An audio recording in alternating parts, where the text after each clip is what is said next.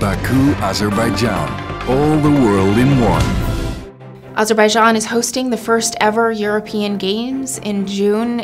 It's a chance that the country sees to spotlight its progress, its economic development. At the same time as Azerbaijan is trying to promote an extremely progressive image abroad, what we see happening at home is extremely regressive and abusive. Basically, the independent human rights community is in jail or in prison on politically motivated charges. Benim 60 yaşım var. 2 gündür mən işgəncə verirlər mənə. Nəyə görə? Çünki mən yazıram ki, Azərbaycanda siyasi məhbuslar var. Prezident İlham Aliyev deyir ki, siyasi məhbus yoxdur. Hər şey yaxşıdır. Before the games, my mom was very critical about the human rights situation in Azerbaijan. And she also wrote an open letter where she asked for the release of political prisoners before the game. And after that, several days after, she was arrested. Several activists had seen the European Games as a real opportunity to highlight Azerbaijan's terrible human rights record. Rasul Jafarov is a young, energetic human rights activist. Ahead of the European Games, he started a campaign called Sport for Rights to highlight the human rights problems within the country. Just as his campaign was getting off the ground, he was arrested on completely bogus charges and then sentenced to 6.5 years in prison.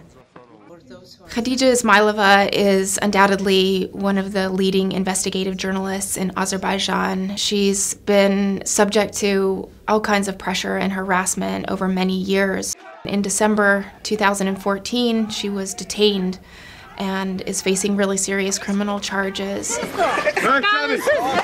These are the leading figures of human rights movement of Azerbaijan who are currently in jail. Intigam Aliyev is a father of human rights movement in the country. He's a human rights lawyer who has taken hundreds of cases to the European Court of Human Rights. He was arrested on a number of spurious charges, including tax evasion, illegal entrepreneurship, you name it.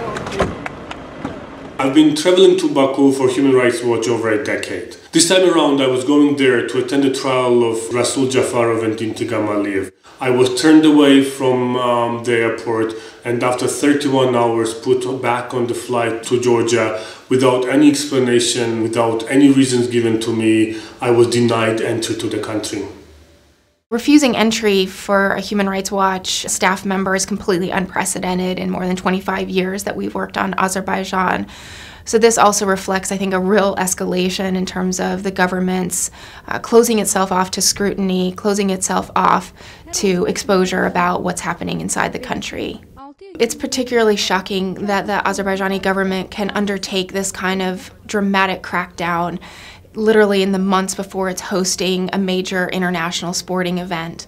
And it really speaks to the fact that Azerbaijan's international partners have not done enough to criticize the government, and there really should be much greater pressure on Azerbaijan to end the crackdown, to release these people from prison and detention unconditionally and immediately.